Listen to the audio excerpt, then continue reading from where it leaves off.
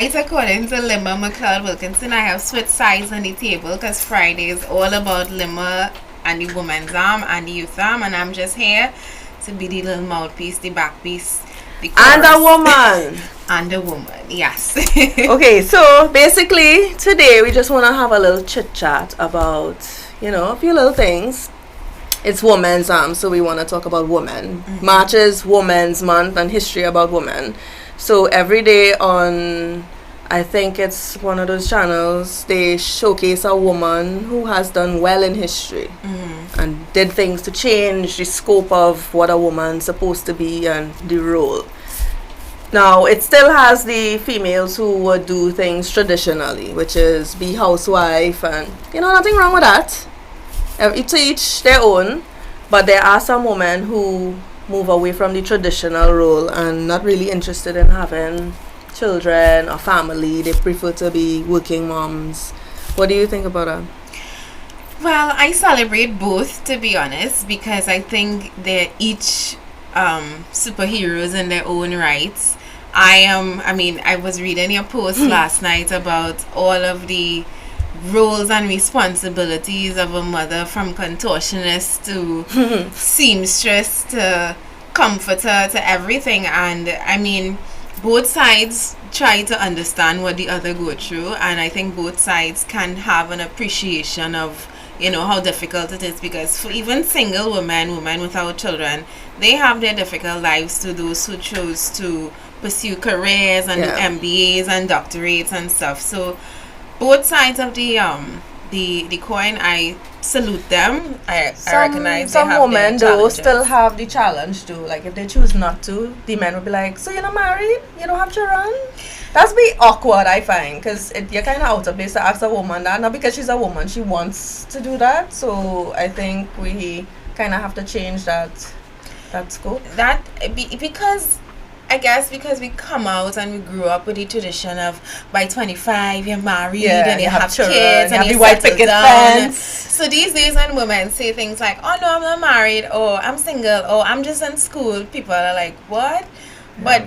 But the world is changing, and actually some women, to those who opt in to do both, like those who had children and even went back to school to pursue a degree, I could understand just how difficult it is, but that's the world we're living in now. Women want to be empowered in all ways, not just in motherhood. I think that one is also very difficult too, because you still have all your responsibilities to do after you go to school. You still have to come home to do all the things. And like right now, I have this show, then I have work. I still have to think about what they're having for dinner tonight, and then I have to plan. I am event coordinator. So I have to plan for a birthday party. I have to go and hunt down Teenage Mutant Ninja Turtle bags. So it is really a challenge, but it's a kind of a win, because you're excited to do it too. You like to see their faces when they're all excited and they're happy. But it could be a challenge. It really could be. But in terms of women's rights, though, a lot of people think when they say equality, that they mean you'll be physically strong as a man. Yeah. And clearly that's impossible. I mean, you could learn it over time with martial arts or whatever, but I mean, why would you assume that's the equality though? A lot of men do that, and another thing they think about too is, well, a woman should start to pay for dates. And so the guy who's keep going on my post and saying that equality is when a woman pays for a date, dude, something is wrong. That is not equality. I think that is an argument that people use to deflect from the truth behind what we mean when we say equality and what feminists mean when they say equality. And when I say feminist, I use that word without fear of contradiction, because real feminists are not women who walk around with torches wanting to burn down the houses of men. Not real women, sorry, real feminists. So I don't even feel the need to say real versus fake feminists. Feminism is about equality and giving women access to rights that men would have previously had. So back in the days when women can vote and when women just had to stay home, women can join the service. Things like that is what we mean, or what feminists mean when they say equality. So the argument that women should pay for dates, and actually, I will be honest, I don't want to say I'm in favor of it, but if a woman can afford to pay for a date, No, I don't see why not. there's nothing wrong with a woman paying for a date, but Yeah. you shouldn't demand it. Demanding, of course not. And for the women out here who know that they walk on dates with their checkbook or their money in their They pocket, vex money. they vex money. Kudos to you, because that to me is another form of empowerment. You're Yeah. not depending on anybody to feed you. Exactly. And I remember I used to tell my friends, listen, I'm working with money, so in the event, I could pay for what I eat. Exactly. Here's another story. So but in terms of real equality, I completely understand where you and where other feminists, and not even some people don't even identify as feminists but believe in equality, which I think in this modern world it be still kind of lacking, because everything that you listed last night that you have to do for your kids and your household and your husband, men are not required to do No. that. There's this understanding I that think there's a gap with how they actually process things, because I have to remember, okay, I have to tell my husband certain things. Don't forget to make sure my son get this. Don't forget to make them do this with their lunch kit. And it's like a routine on a morning that he himself is not really familiar with. yeah. And for those who develop this symbiotic relationship where the men do certain things and the women do certain things, that is all well and good, but equality, in my opinion, should be a sharing of responsibilities. Yes. Not that he have to get the children ready as well, but it shouldn't be a case where the mothers in the household doing everything and they have to be shouting and screaming behind the husbands to assist in any kind of way. That works out bad for them. In the event the wife is sick or she has to go somewhere and she leaves him, he will be totally out of sync with everything. Clueless as to what And then to the do. children will go to school hungry, without snacks, without water, juice. Hair not cold. Oh, dear. Missing a ribbon. Exactly. And with our schools, is the amount of things that you have to remember. They have to have certain uniforms on certain days, certain socks and shoes to go with certain uniforms, Yep. ribbons for girls. And it's like a set of things that you have to remember. Right, Wednesdays is PE, Tuesday is this. Yeah. Dress uniform. Oh my God, it's the first of every month. Dress uniform. So it's a lot. It's a lot, and the things that people consider normal, Yeah. and in terms of running and managing your household, again, until you list it out, do you realize that these are the responsibilities that you're adding onto an individual who, like you say, has emotions and mood swings Yeah. and feelings and PMS and And imagine doing all stress. of that Yeah, with your PMS. exactly. Sometimes you want to go mad and and you don't have that quiet time, because from the time your children miss you for 2 seconds, Yeah. mommy, where are you?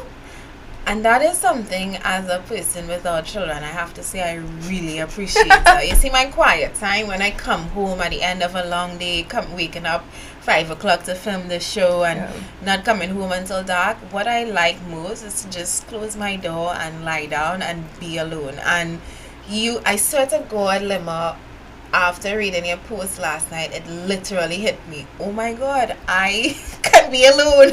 She can't. Yeah. And I mean, for people, a lot of people say, but that's what you're signing up for when you make children. Okay, I understand. Yeah. The responsibility of bringing life into the world means that you give up certain privileges.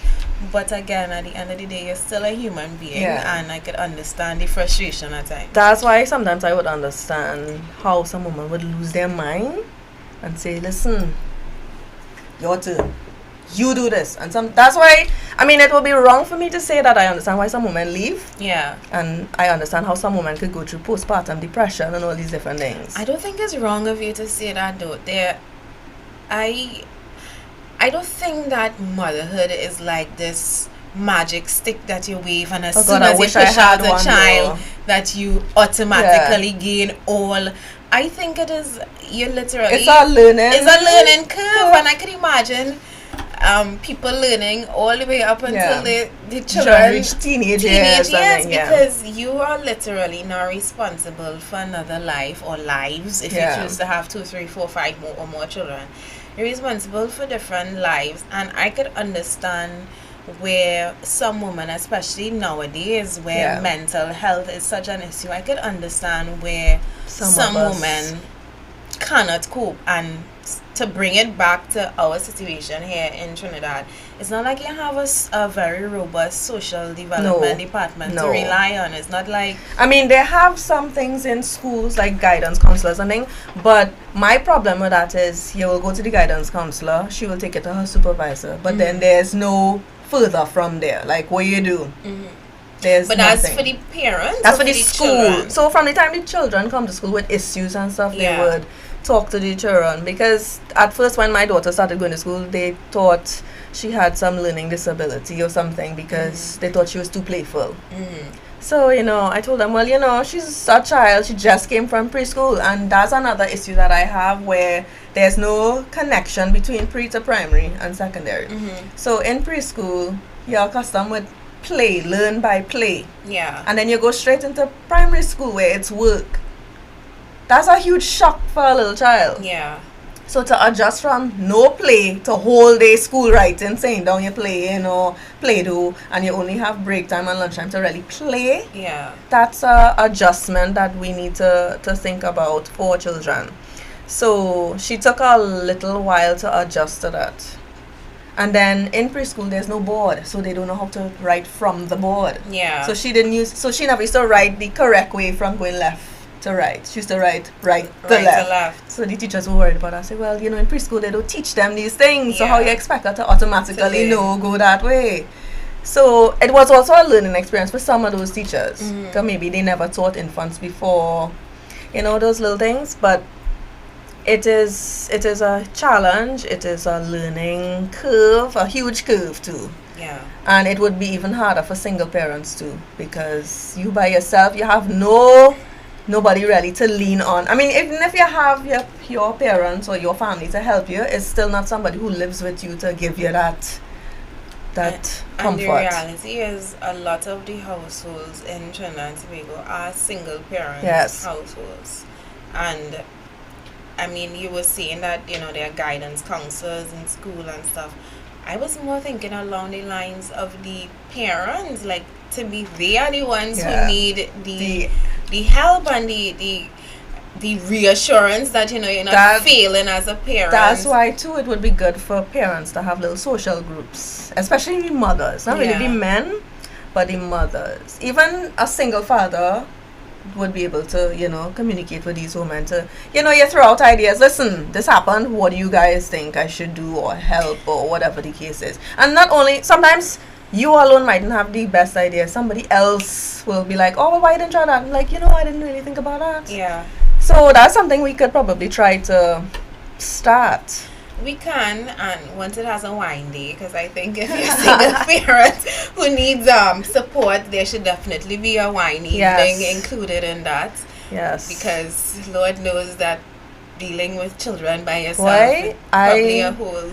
And I watched it good. Girls' schools is a class with, let's say, 30 children. You have a teacher, a female teacher most of the times. Yeah. How she just deal with those little children and all of them the same age, different backgrounds and things. I was watching the teacher and I was saying, if I was a teacher, I would have gone mad. Probably because you're dealing with children from all the different backgrounds, who has maybe a learning disability or who just can't concentrate or who too quiet, and I could imagine just how hard it is to be a teacher. I would imagine so. And I can't understand. Not that I can't understand. I think that is a different type of mental pressure. Because you, in a way, responsible for how these girls learn. Yeah. And approach certain things. Because you spend most of the day with the teacher. You do. That's where you, during the day, 8 to 3? No, half 8 to 3, yeah. Half 8 to 3. It's a long time though. Yeah. Half 8 to 3, literally. And even on the break, you still don't have a break. You still have to supervise. No, don't do this. Why did you hit her? I would imagine that most teachers have a closet full of alcohol or wine for when they get home. I must ask them that. You must ask them, like, what does your wine stock look like? No, but it is it's really something, and that's a good point too. I wonder if there's any system for teachers to have A support a support system. system, even though yeah, you mightn't need it physically or any kind of thing like that, but emotionally, because they are human too. Yeah. They still have their personal life that they have to kind of put on hold to deal with these people children. Cause you can't bring your personal problems. Your man leave you. He leave you for our next woman or whatever. You can't come and take it out on the people children. Well, Lemo, you just took me all the way back to standard two and it's suddenly, I swear to God, a light bulb just, not a light bulb just went off in my head because I had a teacher in standard two. I can't remember her name, but she had really, really, really long acrylic nails and she used to paste them and put earrings in them, all kind of madness. And I remember when she got pregnant, and this woman was an absolute terror to all of us, and I couldn't understand it at the time, but I suddenly sympathized with the woman because I imagine being pregnant and going through all of those mood swings and having to deal with us little 30 children. hardened children. I think I suddenly understand why she was probably so aggressive. I understand and I sympathize, but I also realize that maybe there should be some kind of support system or maybe a swap out system because it can't be easy to be a female pregnant dealing with children who are not your own from 8 to 3 o'clock. Especially with the kind of problems we have in this country. Yeah? Exactly. And imagine now with how things are and worse. Some of our problems are from social development to possibly criminal. Because you're hearing students bringing weapons in school and want to do the teacher. Now, if I was a teacher, sorry, I probably might have been jail or sentenced by now because I'm not taking none of that. You can't come and tell me you's not my mother and them kind of thing. I will reset your factory settings. So you know why I'm not a teacher, right? We know why Limba is not. You also know why I'm not in the police service. I'm sorry. I am very sorry. I cannot do that. I can't handle those things. But kudos this morning to all the teachers and principals who put up with our nation's children, especially the mischievous and bad behaved ones. Y'all are some real MVPs as well, and I think the parents should probably get together at the end of the term and make sure you get some kind of present or something. Well, that's why some parents really do give teachers a gift, but most of the times it's like a cup saying number one teacher or whatever, which is a little inspiration or motivation for the teacher. But the Ministry of Education itself, I find, should do something for the teachers and not a workshop.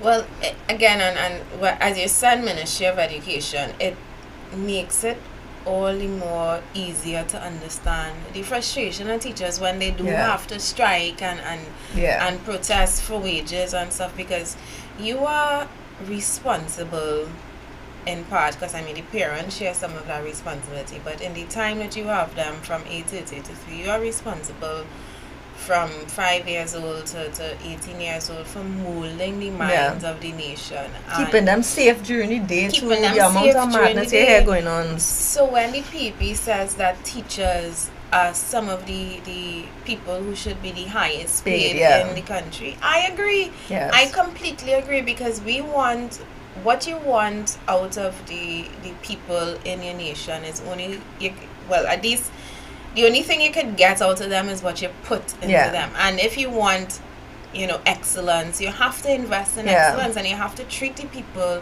responsible for molding that excellence. You have to give them incentive too, and that's a thing with us that we don't do. We don't give our hardworking people incentive. We don't.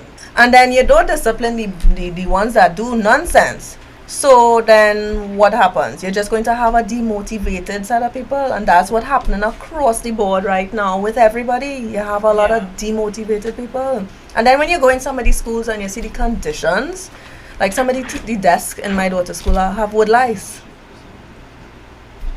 And when you ask the principal about it, she would say, well, we wrote to the ministry, we requested this amount, and they have not gotten back to us yet. If I'm not mistaken, we spend $7 billion a year on education. Yeah. I think it's the second highest. National security is the first. And I know some of it would go Education. towards paying salaries, but at the same time, that would never be all your money. And then you have education facilities, company limited. What they do, just rebuild schools? EFCL, that's what another special purpose State, company. yeah. We have so many special purpose companies that, in my opinion, are pointless Non-functional. because they are often redundant Yes. in terms of what the actual Ministry ministry does. supposed to be doing. And from the time there's no clear line between your responsibilities and my responsibilities, then there's an overlap and then there's no need to have Yeah. you. So the fact that these special purpose companies were created to just end run the process of tendering and all of that is very evident in, the response to basic things that are happening in terms of education. So you ask the question, oh, that's not my responsibility, Yeah. check the ministry. Oh, that's not my responsibility, check And EFCL. then and you get that a lot. No, You why you bounce came in here? between, And yeah.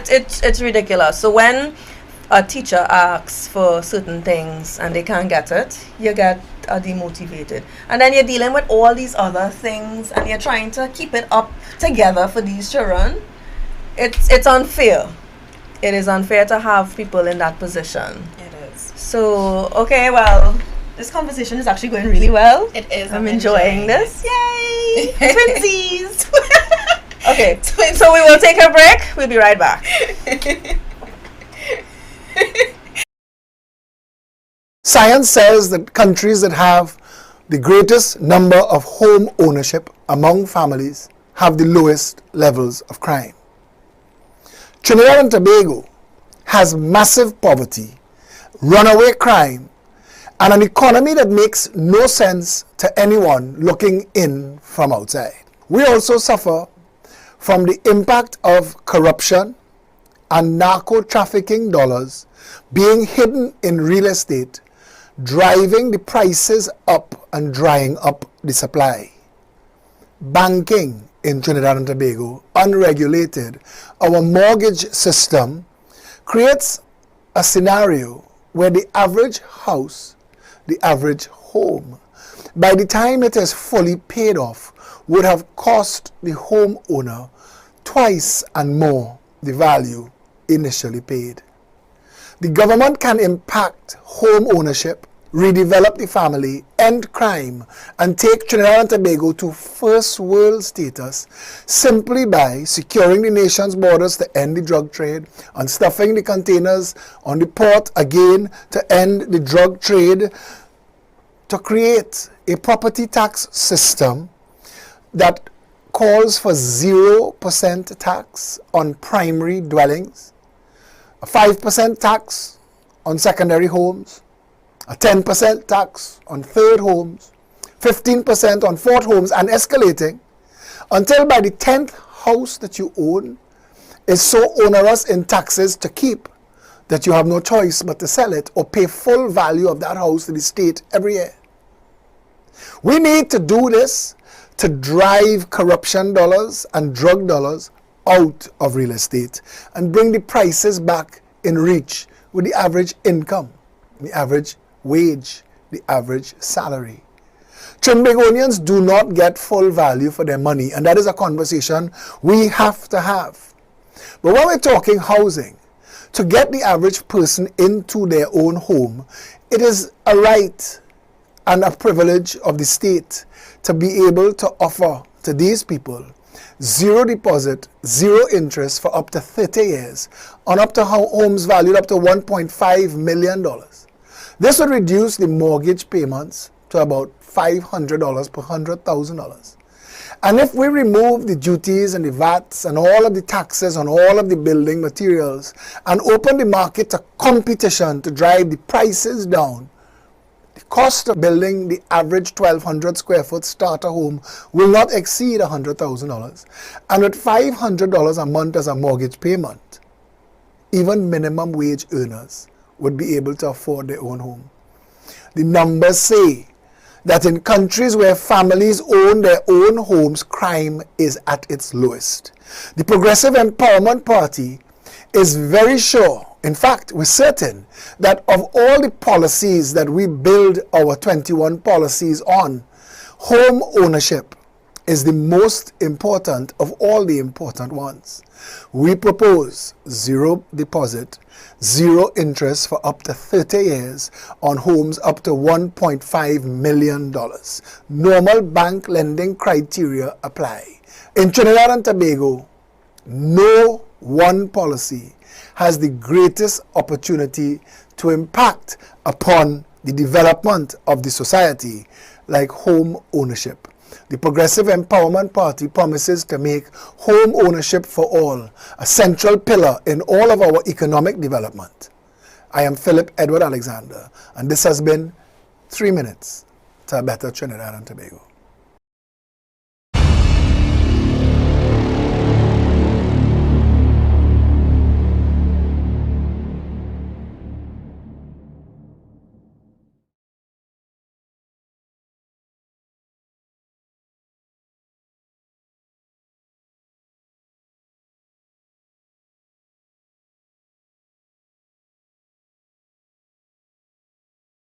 They do. Thank you for that. And big up to all those teachers who actually love what they do. I know it have some teachers though who might just go into the service so because it's a good salary, but There are those. so okay, so we're moving on to this topic now where I did a post a while ago. I'm just going to read it for you guys.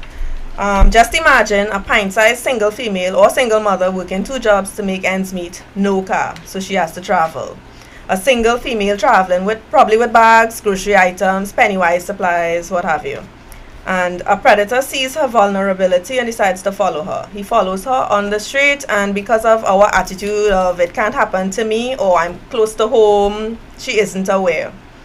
Our roads are poorly lit. We have no camera systems in most areas. Many hardly have foot traffic, let alone vehicle traffic.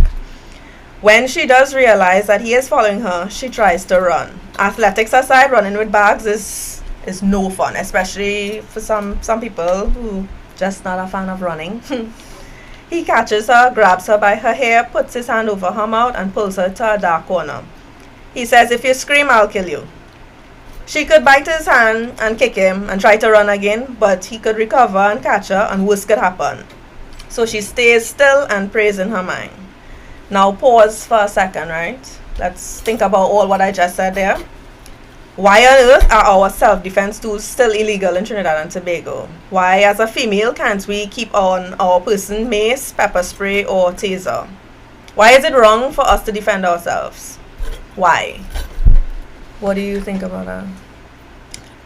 I don't understand why mace and pepper spray are still illegal. And I don't understand it to the degree where I see people actually selling it Yeah. still. So is it a case like fireworks where it's illegal, But every Christmas and every Diwali and every Independence Day Yes. we see it selling at the side of the road? Is it like that? Because if that's the case, unlike fireworks, which is very destructive in terms of the animals and the noise pollution, unlike fireworks, mace and pepper spray, same thing. It is actually a self-defense Yeah. tool for women who tiny like me and a big man coming Yeah. to tackle you. It can actually be a way to defend Yeah. yourself. And I'm trying to remember if this was something that the Commissioner of Police, Gary Griffith, was going to look into, because I again don't really understand the reason for it being illegal, seeing as guns are illegal, yet they are flowing all over our Yeah. streets, and it is clearly easier to get a gun than it Yeah. is to get a tin of pepper spray. So, but the thing about it is though, I think he did challenge it, and I think he told his officers to use discretion if you do find a woman with it or whatever. But you're seeing more and more, sorry, where women are getting killed, raped, and every day is a missing woman, every day is a murder of a woman. So why not? And that's the point I keep asking, why not?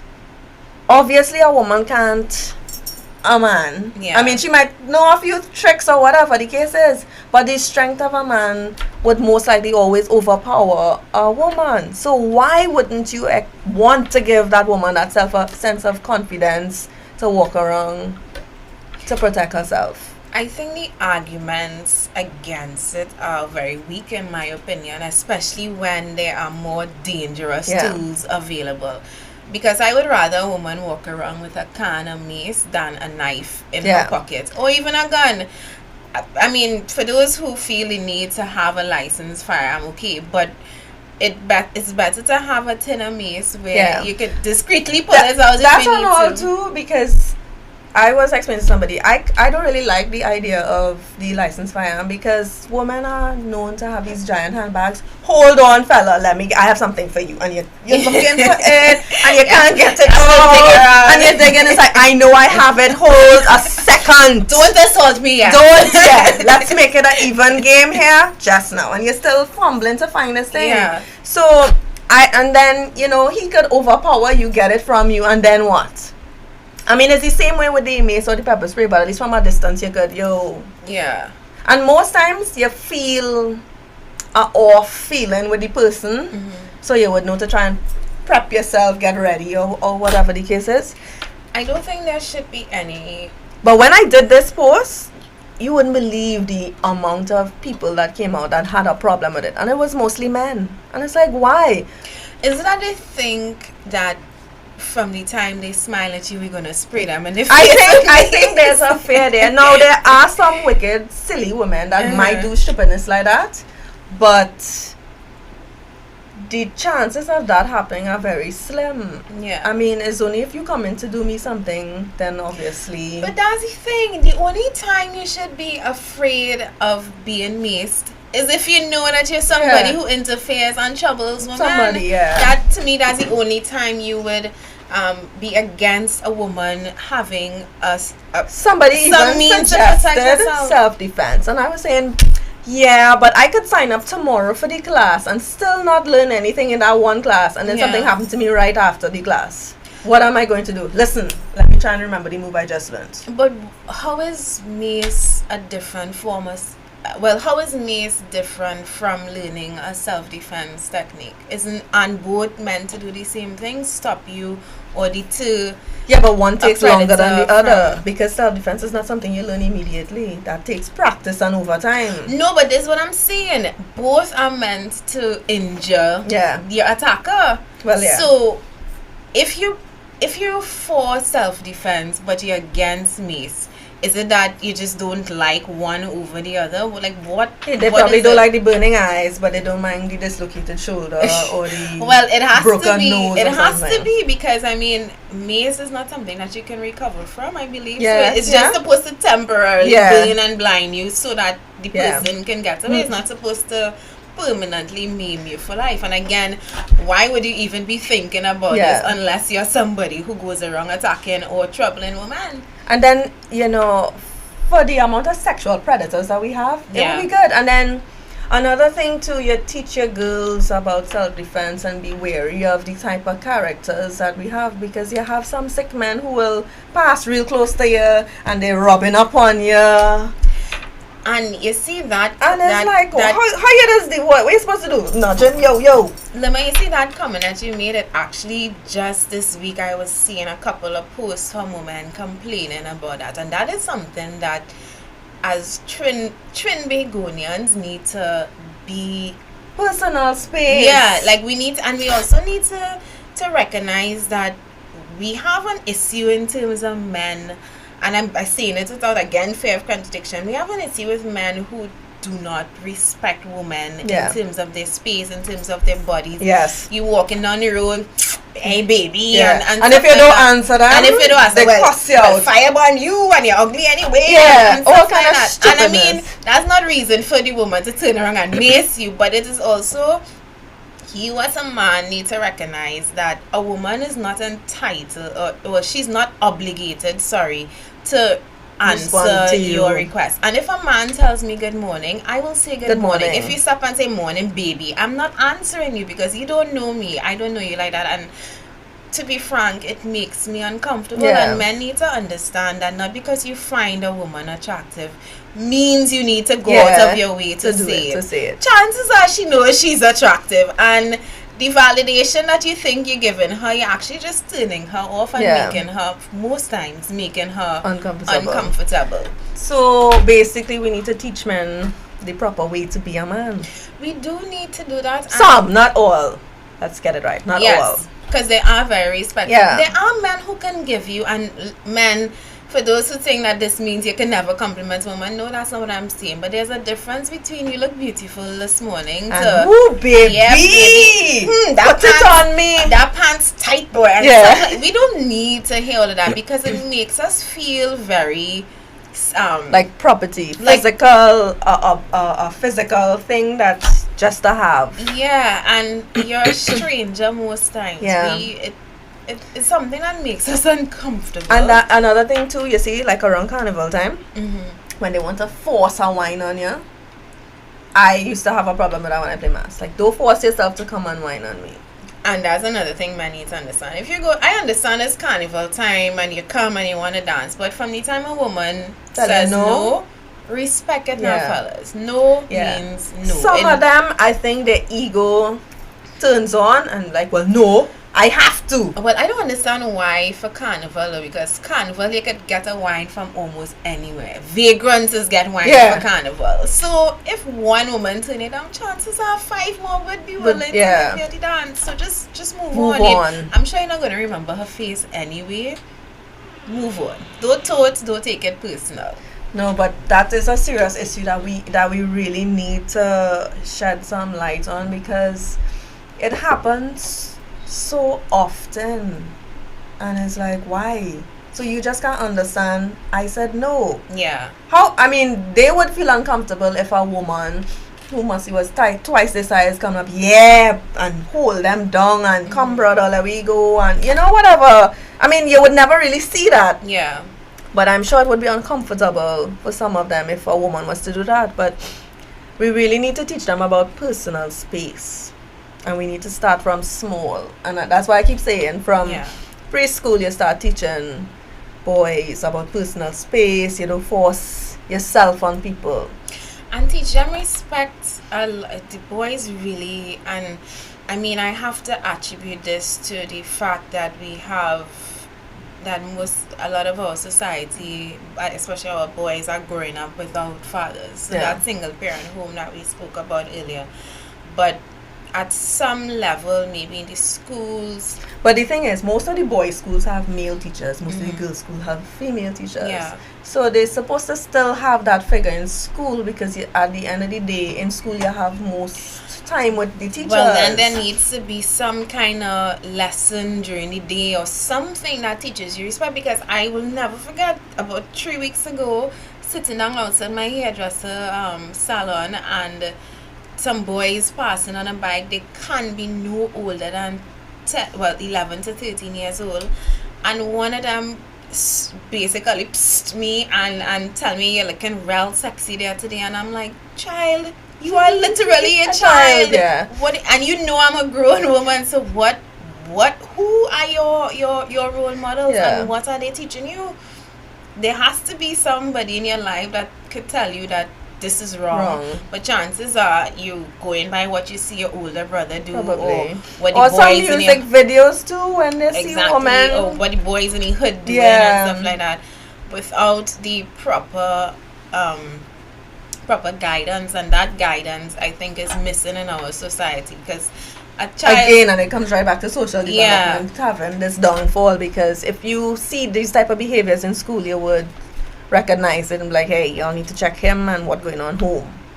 But we don't have that again. we don't. But again, I remember walking down some street going for a taxi, and I heard a man tell a woman about the underwear she had on under her dress. Now there are some women that overdo it, yeah. and then when you get the response that your outfit portray for the man, you're When you vexed. say overdo it, oh, you mean in the way In terms of how they dress.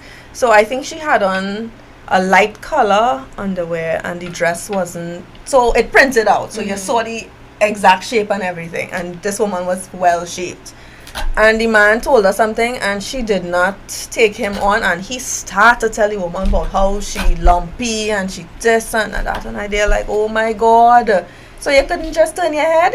Yeah. Again, man, if you don't have anything to see, good to see, it's best you not see anything at all. And Lemo, sorry to go back, but on the topic of mace, because I know we kind of move forward. Yeah.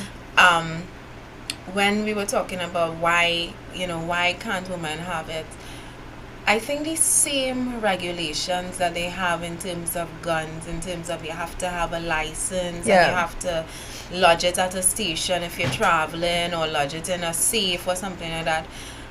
We can put regulations and penalties But on then the it use of comes mace. under the Dangerous weapons. Dangerous yeah, weapon. it comes under that, that act. But I just don't understand why. You're seeing every day a woman being killed for something. You wouldn't think, okay, obviously police can't be everywhere and know every single thing. So Yeah. you don't think the ideal thing would be to equip women with something to defend themselves? And the thing is though, And it's the kind of gruesome murders now, yeah, women being compare shot to death. Right, compare a tin of mace to the kind of gruesome Yeah. crimes of women being stabbed and dismembered and And all of shot to death, the woman who got shot 5 times.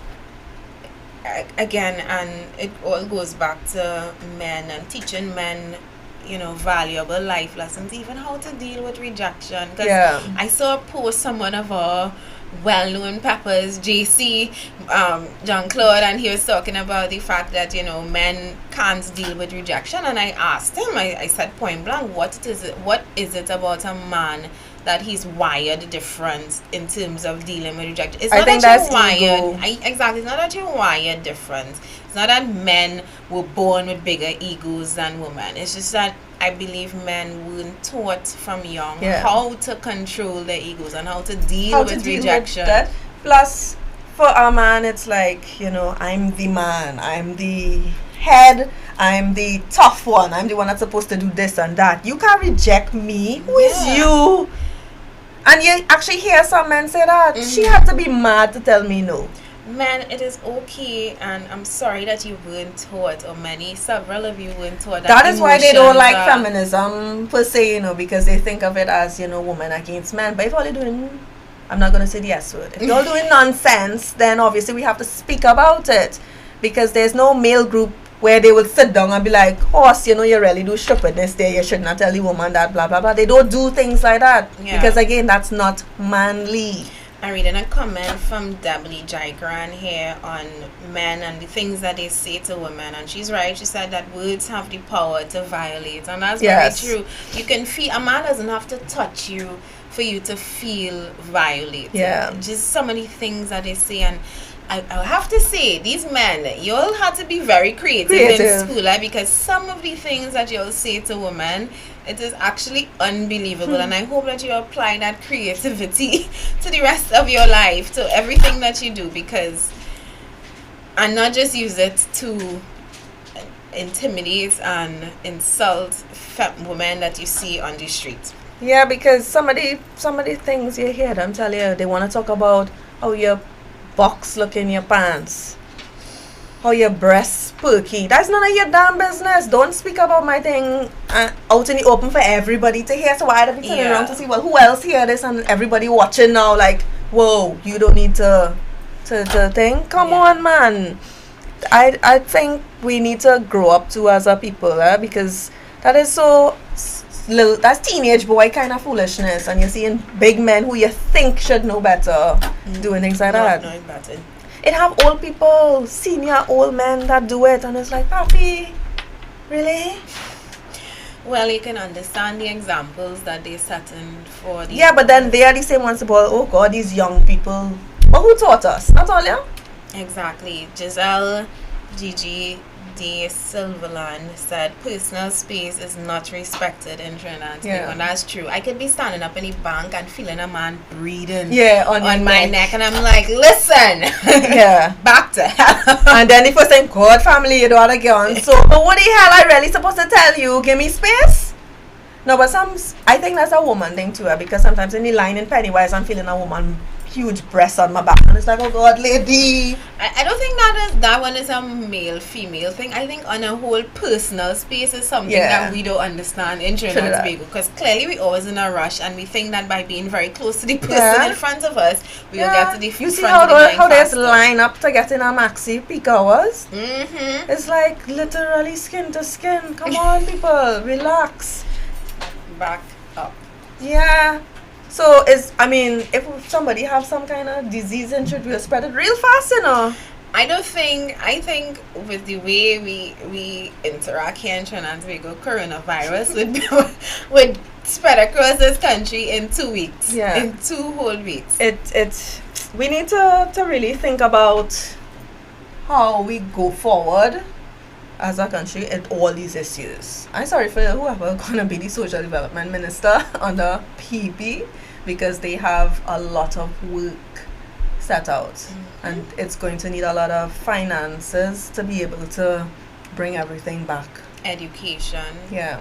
Clearly educating the public. And we have a problem with spending money upfront to see the results The after. long-term Yeah, we results. have that problem in Trinidad. Oh God, so much of money we have to spend now, but you're seeing everything where it will be split, so you will know, okay, yes, we will get this in the long term, we'll get that, but we don't mind spending the money for corruption for you to take it and go with it. And I got that feeling last night when I was listening to that interview, that Plain Talk interview with Philip and Basdio Pandey, where he asked him, why didn't you, as the Prime Minister at the time when you knew about the drug report, what did you do? And Pandey said that they didn't have money to keep the radar system that he had in force going.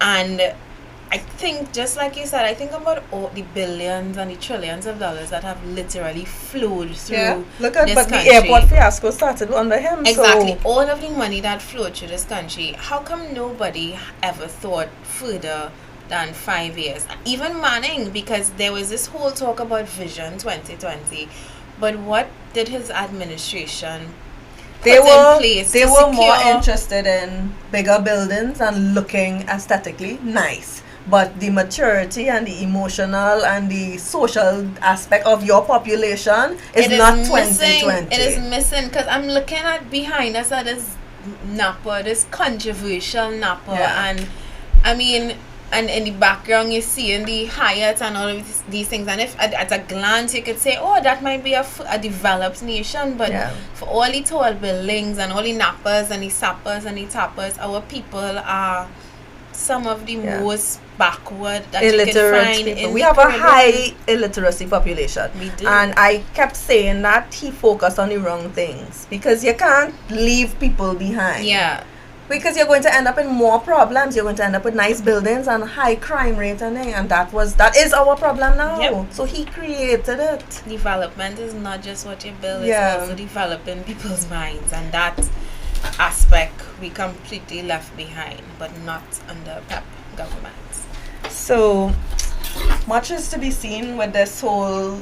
I think they moved it from 2020 to 2030, because outside the Ministry of Finance they have some lovely posters about 2030 Listen. and developing our country and people first. And I was like, well, which people? Because it's only the 1% getting through with life, Yeah. and everybody else have to catch the NN. They can move it to 2040, to 2020, to 2080. They can move it to as 30 if they want to. Again, if we're not putting the steps in place to develop the minds of the citizens, to make sure everybody has an access to hope and opportunity, to make sure that yes, education system is first world, then we could build all the first world buildings we want. But then you have a lot of third world and fourth world people coming up now to populate. I am actually fearful for what will happen to this country past our generation, because I listen to some of the young people talk right now, and they on this whole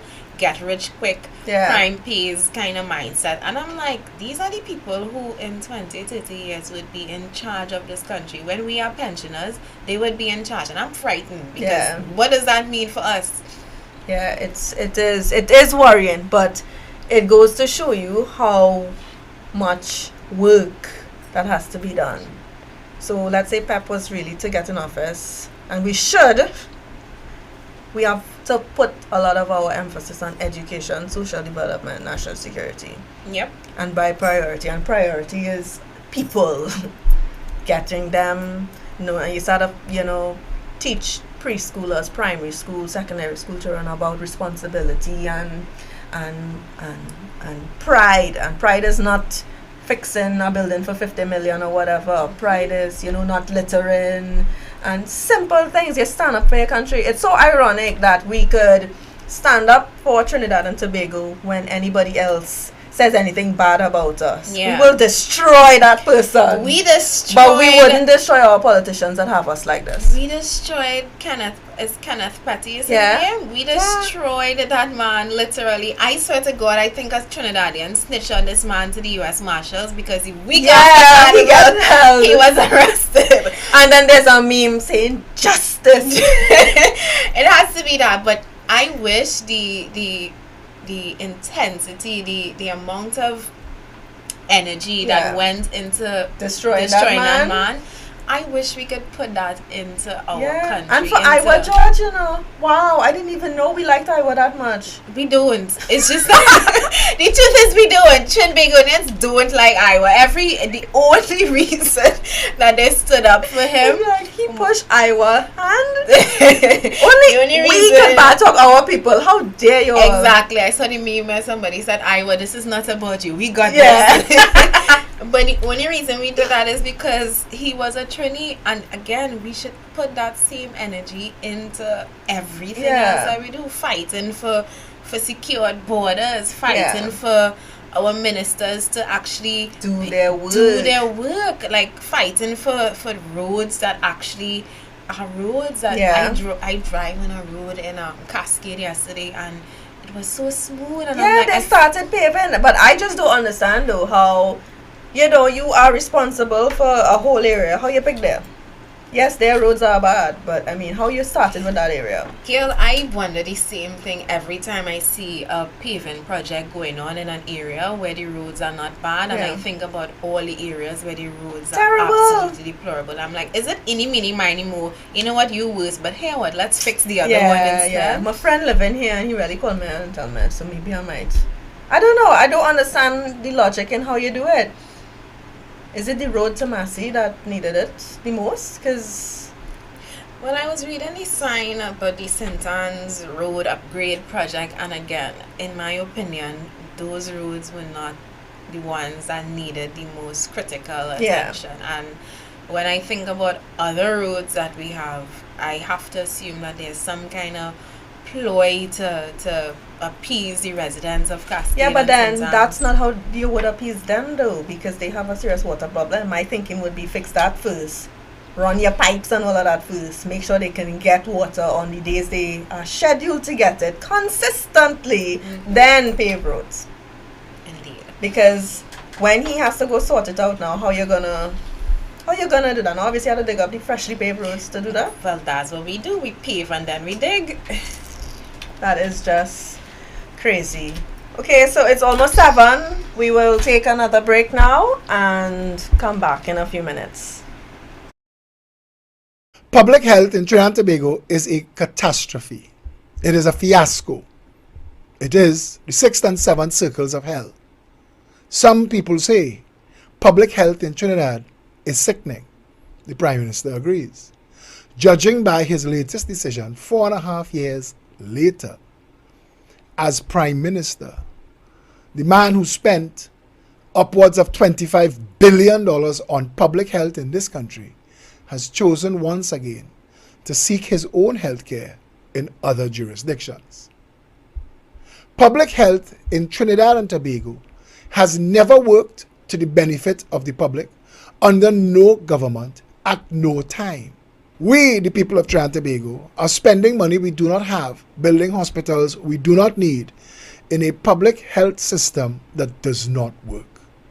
The Progressive Empowerment Party suggests that in place of the fiasco that exists as our public health system, that we replace it all with 41 public health centers, one for each constituency, operated 24/7, managed by nurse practitioners with on-call doctors capable of treating dental, optical, and medical emergencies, to function as 41 emergency rooms in this country, equipped even for minor stabilization surgeries and with dedicated ambulance service. This would function far better than the chaos of the centralized public health system that does not work. How it should work, how it works in foreign jurisdictions. A call to a call center should be answered by a trained operator who knows how to ask proper questions so as to guide paramedics listening in on the line as to what your condition might be, so that they can prepare to treat with you when they arrive. The call to that call center that identifies your location plugs in GPS coordinates that guides the ambulance directly to you, so they don't have to call asking for further directions, looking for landmarks. A call to a call center that guides the ambulance to your house in under 10 minutes, the magic time that science suggests required to save patients in emergencies such as heart attack, stroke, and other massive failure. The paramedic operated ambulance is stocked and equipped with everything to treat with just about every emergency. But in specialized cases, there are special kits that they could add in quick time. And that is why the questions that a trained operator asking would advise them and guide them, so that when they come to you, your treatment begins during transportation. The paramedics then take full responsibility for you and initiate conversation with the closest emergency room where they're taking you.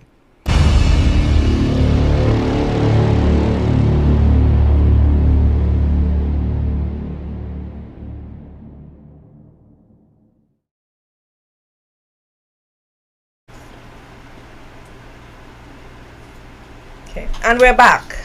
So, in my final topic, we want to discuss a little controversial thing, because we don't want the men to think, oh, they man hating. You see, they hate man. They want to burn them to the stake and all of that. So we want to talk about how some females could be, emotionally immature, using pussy power to get their way, and using their womanly wiles to move up. And I don't have that though, so what do you think about what you no, but it's true. There are some women, oops, and they have to bend all the way over and everything is there. I think that it exists on both sides, but what you're pointing out in terms of women, there are females who are guilty of that, and I guess this is from not learning from a young age that their most powerful tools are their minds and not their bodies. And you see it in society where some women, and it also depends on how they were trained, that some women believe that by using their sexuality and using their femaleness that it can advance them in life. And the truth is, especially if you're dealing with weak men and dealing with weak men with power too.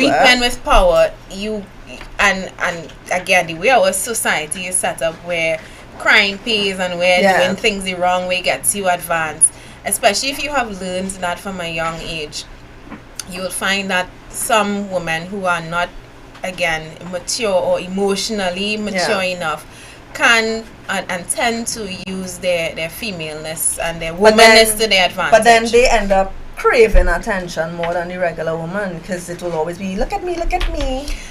I don't think it's a case. Yes, they crave attention, but I think that's the symptom of a deeper problem, which is that insecurity that or something. They need validation. Anybody who craves attention like that is usually somebody who has a big level of insecurity, and you wouldn't think it, because those women usually they look appear confident Yeah. and they appear very secure in themselves. But from the time that you have to resort to using your body Yeah. rather than your mind, it is a indication that you're not emotionally mature enough and that you're not developed enough to understand that.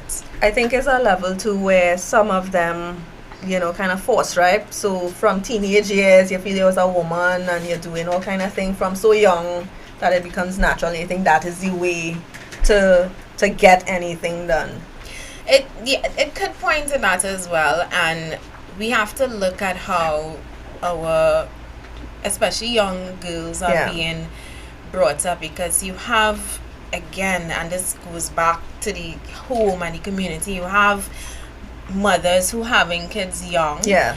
and sometimes you growing up your daughter as To be your a friend instead of a- or your sister rather Yeah. than a parent, and this child ends up emulating what they Yeah. see their mother doing rather than looking at her as, and they end up, what they emulate as a role model is not actually, or not always, the best qualities and the best Yeah. behaviors. And that's why I say anybody who chooses to be a mother, and when I say choose, from the time you realize I am having this child, your life, is no longer Yeah. yours. You have to live for posterity. You have to live with the child in mind, and you have Yeah. to live with knowing that A lot of things should have I to be, change. yeah, should I have to exit this child's life Yeah. suddenly, that they can go on and live without me. And I don't think people actually think that far ahead, but some parents do. I mean, you don't have to cut everything out, like like plain black and white. Yeah. But it's how you do your things too. Mhm. So like you're nothing wrong with playing mask. You have young children or whatever, but Yeah. it's the type of costume you choose. You don't have to choose a thong and everything all exposed. You could go for something a little bit more conservative, the whole suit, and you make sure your certain areas covered up or whatever the case is. Yeah. But I think women on a whole have lost their self-worth, and we don't teach our young girls the same thing. Because the other day I actually did a post about it where I saw this group of tranquil students waiting for a taxi. It was already after 9, so I don't understand what they were waiting on so late. Yeah. And the guy pulled up in his drop low, freshly cleaned, chrome down rims, Well, yeah. tint dark. He wind down the window and he's like, yeah, he go in. He was a legitimate taxi, however, but more going on there. Yeah. And then they piled in like sardines. So you're overloading the car. And then he wind down and he's like, call that one over there.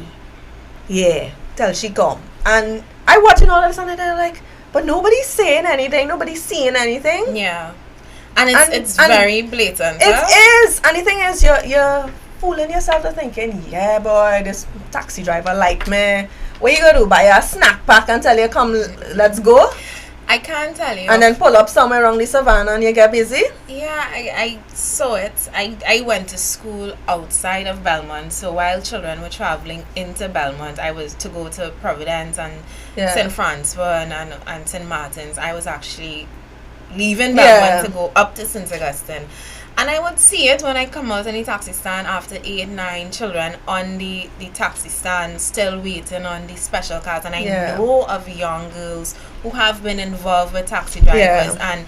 And if it's not as maxi taxi conductor. Yeah, and if you don't even know the maxi you're singing. Come now, man. it again, and that points to a sense of low self-esteem and not being taught in the home Your that self-worth you are and valuable, yeah. you are worthy of real love, Yeah. not just a man saying, here, hold my tips for the day, Yeah. or hold a box of KFC like you Yeah. say, or a snack bar. You are deserving of more, and I believe it starts in the home as Yeah. well, but we need as a nation to train and to encourage our young women from a policy point of view. I think that kind of education needs to happen more, because even in my year, even me as a child growing up, there is a time in a young woman's life that she feels that insecurity, and rather than have a man come in, and especially an older man come in and feed that insecurity and take advantage, because that's what they end up doing most of the times, taking advantage of your vulnerability. At that point, we should have real role models and real examples and real education in terms of telling these young women you are better and you're worth a lot more. I remember when I used to go to school, and I used to travel really, but there were the odd times I would have to, and I remember even in my young adult years traveling, there were a couple of taxi drivers. I never used to travel with them at all because I know they're only picking up school children. Yeah. And I made the mistake and traveled with them once, and the smell I got in the car, I was like, oh God, at least Lysol your car, Febreze it or something after, no man. So I remember I got in a conversation with somebody, and he's like, you travel with this man? I was like, no. He's like, why? I was like, because he only likes school book bag. Yeah. He don't like handbag. I real good.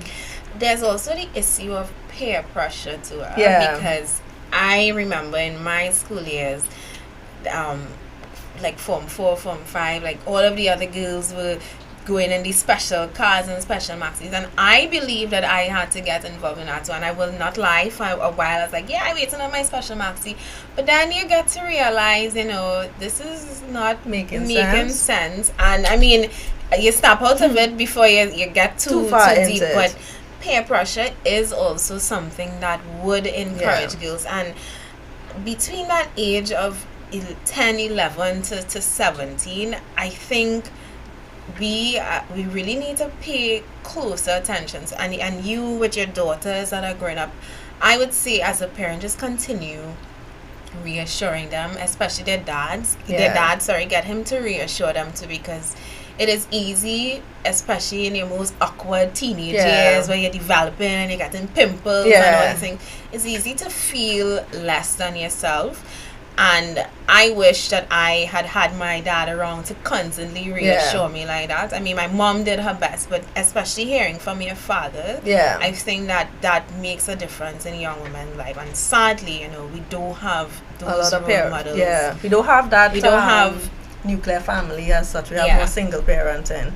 But it goes to show that, again, social development is terribly lacking. It's sorely lacking, because everything that we spoke about today, a lot today, of women, even though you are a single parent, doesn't mean that the father should be inactive in the child's life. It just means that you and him were not able to make it. But he's still supposed to be there for the child. She's still supposed to be the woman to say, listen, talk to your daughter, I noticed this, that, the other, da, da, da. But most how it is, a lot of the women call, when you're paying the money, and you see your that child point, need this, and then you're seeing the woman with weave and the nails. I gonna get my nails done, da da da da. Yeah, you see that point that you raised. It's actually a real pet peeve of mine, and men, that is to show you that feminism is not just about male bashing. Because I am one of those people who strongly believe that even if me and my husband or my boyfriend or my common-law husband don't work out and we have a child together, that my child should not be a tool to punish, the man, trap, keep, or squeeze and money out that's of a man. Thing too, a lot of women, I still don't understand how though they think that having a child for a man is keeping him or trapping him. You trap him basically financially, but that doesn't mean he wants to stay with you. It doesn't. And then she would become vindictive and again emotionally immature. Well, call your father. Tell him I want this and you want that and you need this and the other. And that's what you're pushing the child for, only to ask him for financial things. But what about the psychological and that the child needs? And the fact that some women resort to doing that, I think is very unfair, particularly for the child, but it's also unfair on the fathers, because there are good men out here who may not be interested in you in terms of having a relationship anymore, but they are very much interested in their children and dragging a man through the court system and telling him he have to pay or I go do for you. I'm going to take out a warrant and I will get you in trouble. Or I'm going to call my brother who's a police and let him come and lock up your tail. Exactly. Forcing them to stay and all of that. I think, again, women, we need to do much better. We need to woman up. Yes, I like that. We need to woman up. We can't be talking equality and wanting better for ourselves and our families, and then perpetuating the behaviors that are not reflective of what's better. But we really need to, I mean, when you look back on history, you see where in Egyptian history, they show you where the woman was side by side with the man. A lot of their pictures and stuff, you see the woman holding the man side by side. He's not in front, she's not behind, she's not in front. So we need to get back to the point where we complement each other, Yes. and we are not against each other. I'm not saying differences wouldn't happen, things wouldn't happen, but we need to make use of the mediation services and talking about it, because we do more harm to the children than we actually think. Yep. And we really need to remember that. So it's about having a conversation, but Trinidadians need to learn how to do that without getting angry and emotional and rah! And yeah, and your Facebook everything. This what he do, man. Watch. But what were you doing Yeah. to provoke? Facebook has become a tool for people who don't know how to express themselves, especially in terms of emotions in person, and to go on Facebook and, I guess, let it out there. And I mean, I understand that we all have the need to post and vent and stuff, but it shouldn't replace the ability to mediate with Yeah. the person, to talk things out, particularly No, but you know, sometimes though, how our system's kind of broken. Sometimes that's the only way you get help too, eh? in terms of what. Okay, so let's say you're making your reports to the police, you let them know this, that, the other, but because they're strapped with so much murders or whatever it is, they mightn't be able to pay any specific attention, or the officer at the time might not have thought your issue as a valid issue. Well, yeah, and I mean, in terms of abuse and in terms of just because just the other day I saw a video, this woman, she did it, she asked for, apparently she was trying to get a divorce from the man or whatever. He is unfaithful, and he told her if she left him, he will kill her. Yeah. And she went and she videotaped him. This is the man I tell all you about who threatening to kill me. I don't want him. She put up the woman and all. She said, you could have him, sweetheart. I don't want him, but he threatened to kill me if I leave. And this is him here with another woman. And that's another thing we need to discuss, because what if it really had happened? She decides, you know what? I have had enough. You are unfaithful and I really don't want any part of that. And I leave, and bam, you kill the woman. So it's all these different things too. So that's why I said it kind of have its good and its bad. So now you force the police there to investigate something like that. Or should have. I don't know if they actually did. Well, I mean, yeah, that is to me a completely different scenario. What I was more talking about is women who, and even women and men who take to Facebook to post every single thing. Not necessarily post every single thing, but use it as a way to, I guess, gather support rather than try and mediate, especially in a mother-father situation. In the interest of the child, the first response should be you and me as mother and father should sit down and try to vent, not me taking it to Facebook. You see, that's waste of time, man, that I have. It that solves nothing. He didn't buy the child milk and Pampers yet. It solves nothing, and when the child has to look back in the next 10 years at your Facebook post, she's going to want to know what on earth was my mother or father up to. My mother was on drugs. Oh my God. All right. Well, this was a very nice conversation, Felicia. I hope to have it again. I hope so too. Twinsies. So I'm wrapping up my show now. So I would like to thank Felicia for coming on my show, and see you guys next Friday, or unless I'm co-hosting with Felicia on her show. You never know. We will see next week Thursday probably. All right. Well, we'll be right back.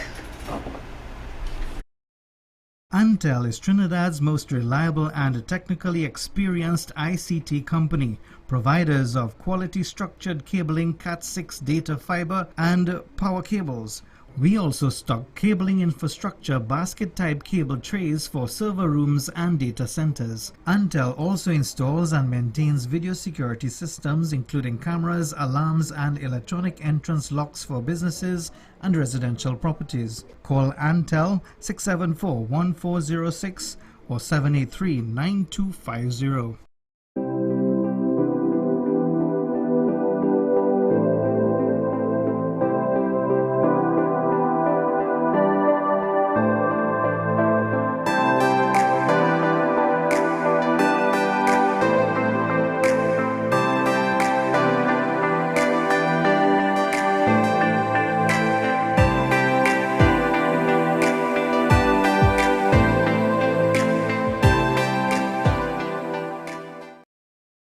On the average day in Trinidad and Tobago, Upwards of 250,000 people spend between 3 and 5 hours in traffic on their way to Port of Spain to work in government offices, only to repeat the same insanity at the end of the working day. Entire generations have been raised in the back seats of cars, and people have been talking for decades about how do we solve this problem. We've known since the 80s that the solution to that traffic problem and all of our traffic problems is to decentralize all of those government offices out of Port of Spain. We could essentially have virtual offices where people could telecommute from the communities they live in to do the same jobs they spend 5 hours getting to a government office in Port of Spain for right now.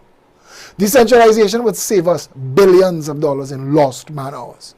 The Progressive Empowerment Party proposes to decentralize out of Port of Spain all government offices to a new government campus in the center of the island, equidistant from all corners. This would facilitate a shorter commute for most people and prevent everyone trying to get into and out of Port of Spain at the same time. Have you ever noticed that when schools are closed, the traffic is less?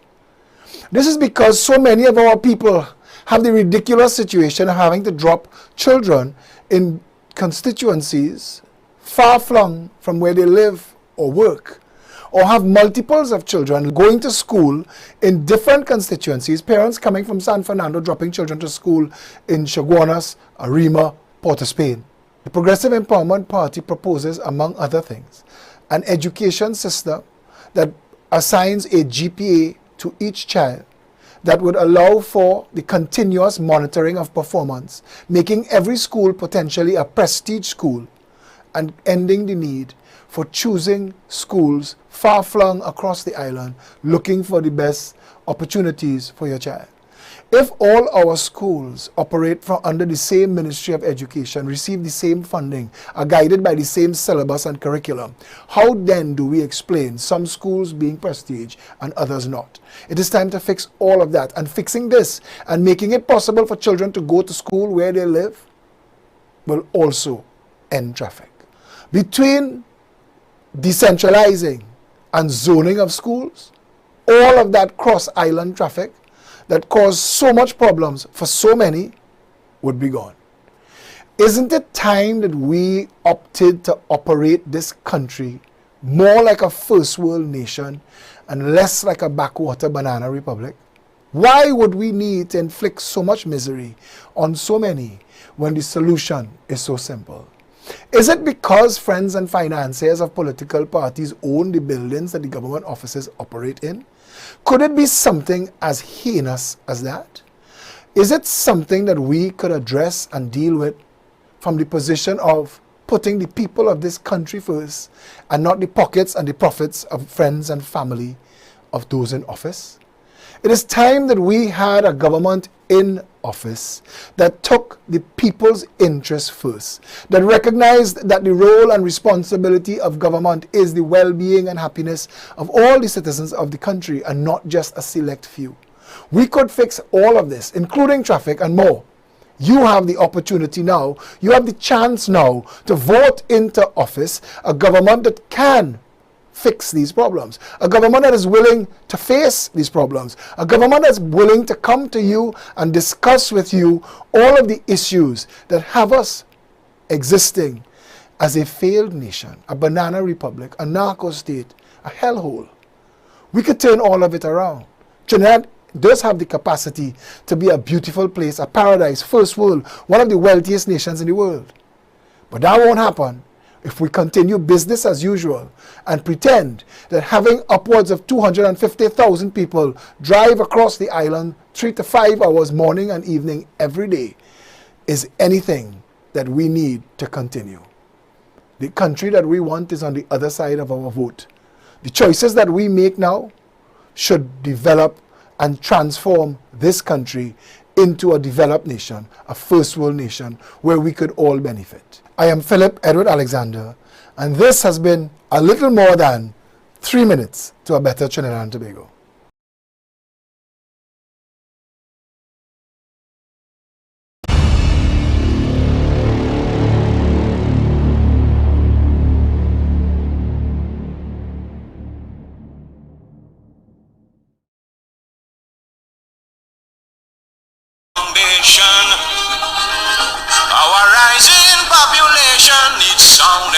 Hello, good morning, Trinidad and Tobago. Welcome back to Pep Talks in the Morning. That's it. My name is Natalia Moore. I am the chairman of the Pep Youth Arm, and today I have with me Felicia Holder. Yes, I am back co-hosting again with the Youth Arm segment now.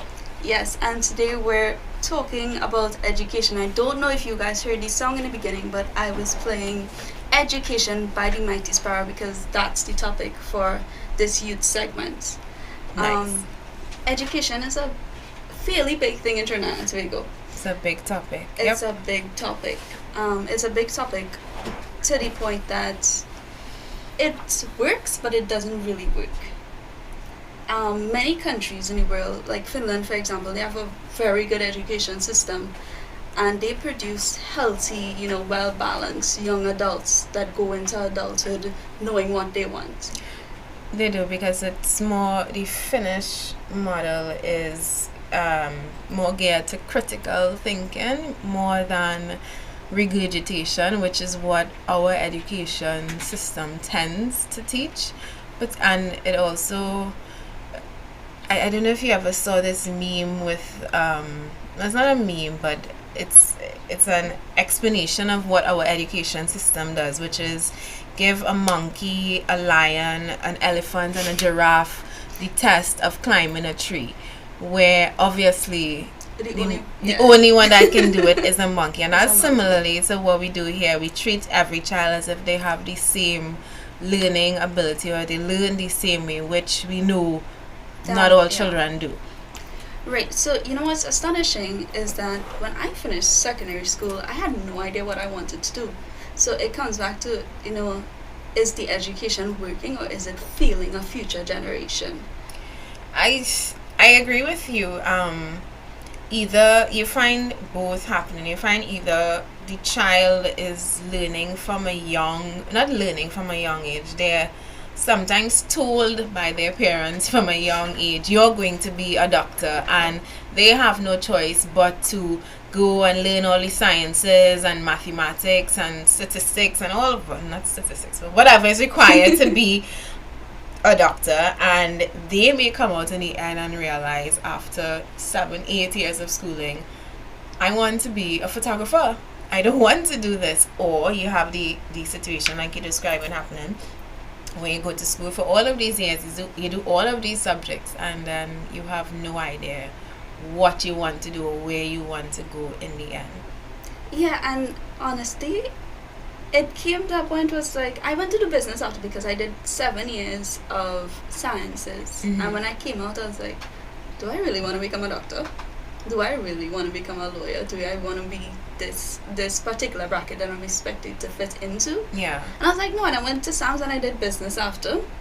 Right, but it comes back to, why don't we have a system in place that says, we have proper guidance counselors that say, I see you going this route 3 years into this, from Form 1 to Form 3, I assessed you, I see where your potential lies, and then guide you into that. So when we come out to school, we don't have to be like, what's the next step in my life? What's the next step in this education cycle? I agree. And I don't know, did you get that on a secondary level in terms of schooling? I remember we would have, I went to SAGS, and I remember we would have those career days, kind of, and it would more or less give you some kind of guidance as to what you can do, where you can go. But I don't think it was done in a way that can actually give you a broad range of career choices. And when I say give you a broad range of career choices, it still attempts to pigeonhole you into choosing a career from a very young age, which is kind of almost impossible, because when I was young, I wanted to be a flight attendant. When I was about 19, 20, I wanted to write scripts for movies. Your child changes and they develop, and you should have guidance that allows you to explore all the different sides of your development, because sometimes what you're good at is not necessarily what you want to do in life, and sometimes what you want to do in life is not necessarily what you're good at. We had a career day, and it was basically 3 or 4 careers that they packed in, and you go to the different seminars and you listen to what these careers are. I wanted to be a flight attendant myself, but Yeah. then it was like, no, that's not a career. That's like a hobby, right? So I would have liked a guidance counselor at that point in time to be like, that's a career too. I'm glad that you brought up that point, because exactly that is what I see happening in our education system. We are literally trying to churn out a mass production of doctors, lawyers, engineers. But what about the seamstress and the flight attendants? What about and the carpenter? what about the carpenters and the masons, the people that we actually need on a day-to-day basis What to about the keep. farmers? What about the farmers? I'm so glad you brought that up, because what about the farmers, the people literally responsible for feeding the nation? And when we look at agriculture now and see that it is literally in shambles, it's nowhere where it should be for such for a nation so rich in terms of the natural produce that we have, the cocoa, the honey, the scorpion pepper. When you look at the fact that it is failing so much, you can understand, because you see from a young age the attention that is paid. I went to SAGS and there was never ever any kind of mention about farming, and I'm not sure if it's just because it was an all girls school, but women are farmers Yes, too, and they they can are. be farmers. What if I And wanted to be an agro-scientist? Right? what if you wanted to be an agro-scientist? UE carries an agribusiness class that at the end of it, I hear most of the students asking, what on earth can I do with this? Because how can you really apply it in a nation where there is so little attention and emphasis placed on agriculture? So now I'm going to ask you a question. Do you think that is a reason why we have a high dropout rate in Trinidad and Tobago? A high dropout rate? Yeah. If what is the reason why we have a high dropout rate? If the reason is it because we don't have proper, guidance to go into a proper career field, or we don't, expand the career field to other things like farming and woodworking and stuff like that we see a huge amount of people dropping out of schools yearly? I think it's one of the contributing factors, yes, definitely.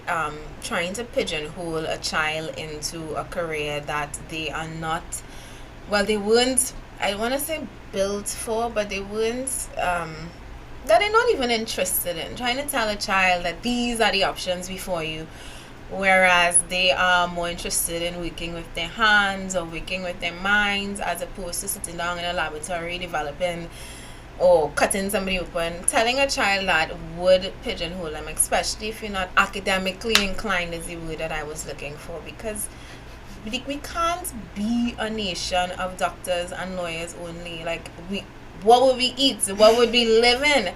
I think that is definitely one of the factors. Of course, you have to also look at the household that they're growing up in. Some parents can't afford to send children to school, to be honest. And looking at our education system and looking at the costs of books and Books that you never use. To send let's a get that in child there. Books that you never use. to send a child to school, let's be honest, it is very expensive. You have to pay for everything nowadays. Some of the things that I got for free when I went to school, I see children having to pay for now, and it is almost as if the cost of an education to some parents especially is not worth it, especially if you know your child not paying attention in school for whatever different reasons. You may find that you're not forcing, I don't want to use that word, but you're not reinforcing the fact that schooling is important, especially when you don't see it working out for them. Our education system is long in need of evolving. It needs to reform. And it needs to revamp. It needs to consider different learning styles. It needs to consider different inclinations, because like you say, some children may want to do something different from the standard career choices that are being forced on the Something children. definitely different. And one thing that I've learned is that we have a tendency here, I don't know if it's a mentality, to promote, if you don't be a doctor or a lawyer, there is nothing else left for you. We do, and particularly in the prestige schools, Yeah. they force those careers, or they foist those careers on you, and you see it. Like, a lot of the children in my year came out as doctors and lawyers. I went on to do something that nobody really was interested in, the arts and history and literature and communication, because I was always interested in the mind and how things, how not just how things work, but how people express themselves. I was interested in creativity and in reading, and I mean, I was lucky to have a mother who, you know, was very, as much as she wanted me to be a lawyer, she was very you know, supportive in terms of my career choices and where I wanted to go. But there are not many children who are fortunate to have that. And the pressure of your parents and the pressure of your teachers telling you what you have to do, it can be too much for the Yeah, child. it can be too much. No, Felicia, I want to tell you something, right? And these, I don't know if it will shock you, but when I read it, it was shocking to me. So last year, Guardian.co.tt published an article that says, last year, November, right? They said that during 2014 to 2017, there were a total of 3,134 dropouts in schools. And this that was is- just in Trinidad. So that wasn't including Tobago, because in that same period, Tobago had no dropouts. So why is there a huge difference between Trinidad and Tobago when it comes to the dropout rate in the education system? Why is there a huge difference between Trinidad and Tobago? Yeah.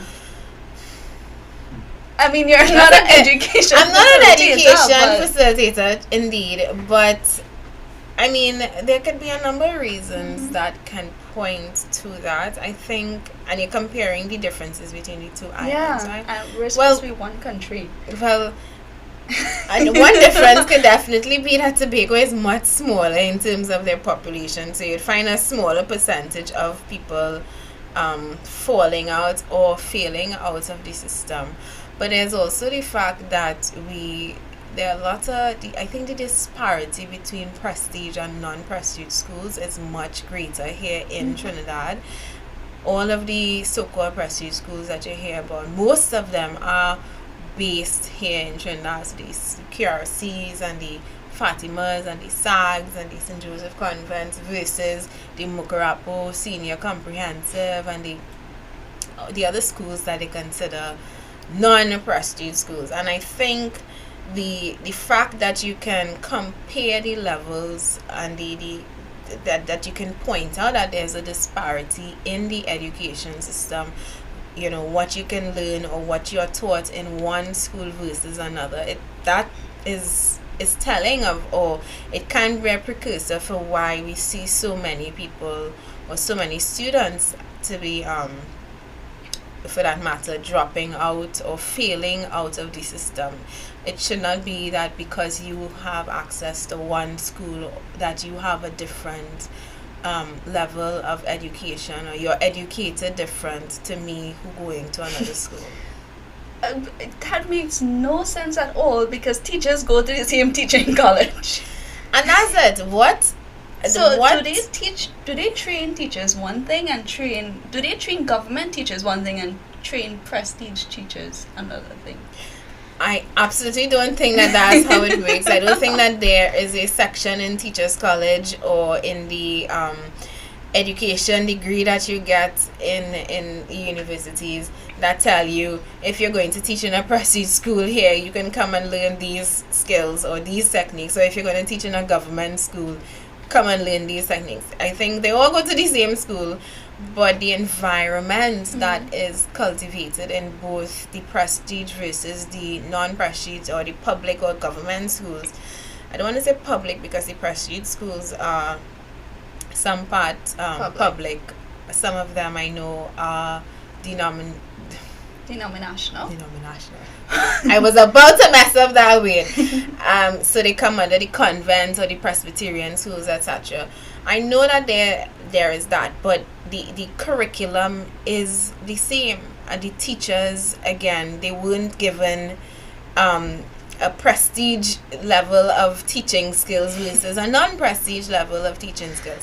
However, the environments that you see in the government schools is usually children who come from broken homes, who come from at-risk areas, and there has to be a different approach, I believe, in teaching. Again, understanding that not all children learn the same. Some children have problems at home that prevent them from learning, and understanding that the kind of schooling that they need would be different from what they need in a prestige school, but that they should still be afforded the same opportunity to learn and advance themselves as the prestige schools. Yeah, because it's so ironic that I always hear prestige, and when I think prestige, I think I have a learning disability, and this teacher is going to help me through it. And if I go to a government school, I have the same disability, but the teacher can't help me through it. That's what I think of it as. I mean, that's a very basic way of seeing it, but it is kind of reflective of what we see. If a child has a learning disability, particularly in a non-prestige school, the chances of getting left behind are far greater than that of a prestige school. And I don't have statistics to back this, but again, you have to compare the situations and the circumstances that impact children and their ability to learn, and the attention that can be paid on you in a prestige school versus a non-prestige school is different.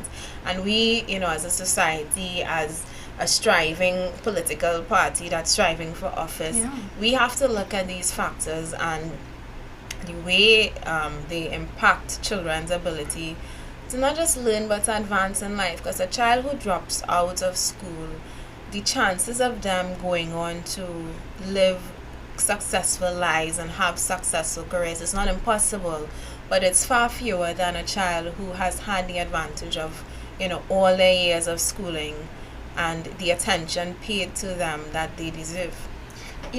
And somebody who drops out of school, there are literally 3 options to that person. Is either you survive by any means possible, means you get a job, you work hard, or you get into criminal activities because that's the next step for you. And most of our males, if they don't go on to work a hard working job, that's where they end up. And then the last thing is some of them actually sponge, and I don't want to use the word sponge because it sounds bad, but then they lean to the state for help. That's the 3 options for you when you drop out of school. And most times you don't drop out of school by yourself. You drop out of school either pregnant, or you drop out of school with a group of friends that you probably shouldn't have dropped out of school with. Yeah.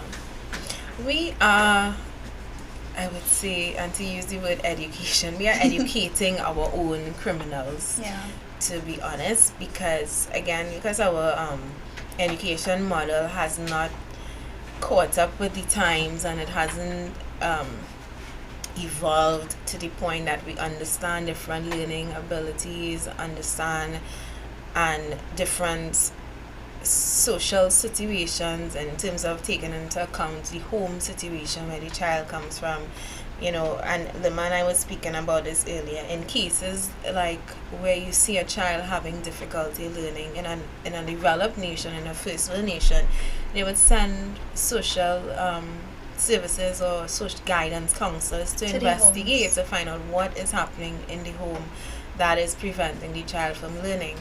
And because we don't have this, and because we have children dropping out of school, we are, in essence, cultivating our own criminals that we have to now deal with. The same students that they dropped out or they left back in school, and they're both advancing in age.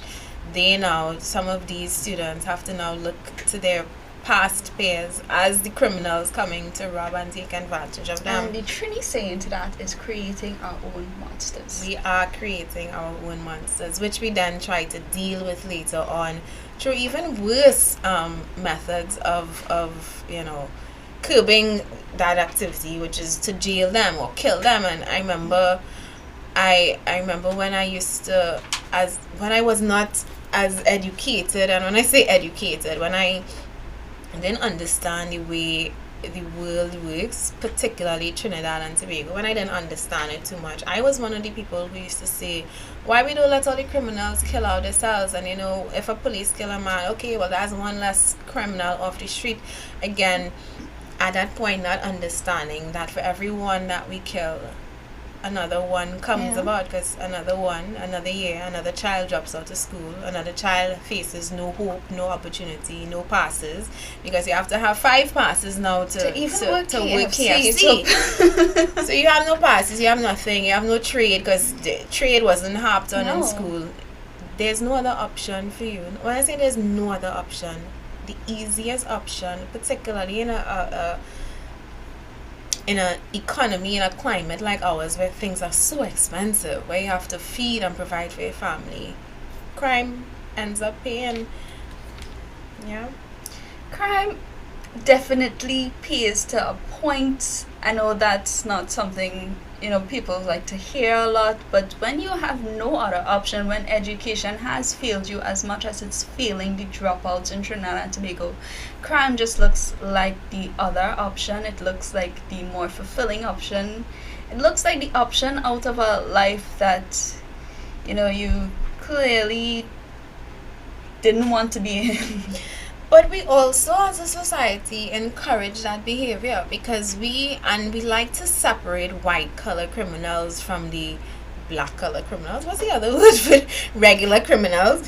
We like to separate them, not understanding that the two are intertwined. And not because I'm robbing you in a shirt and tie means that I'm robbing you any softer or any less. Because actually, what you find is, yes, school dropouts, it's the breeding ground for criminal behavior and a criminal career in life.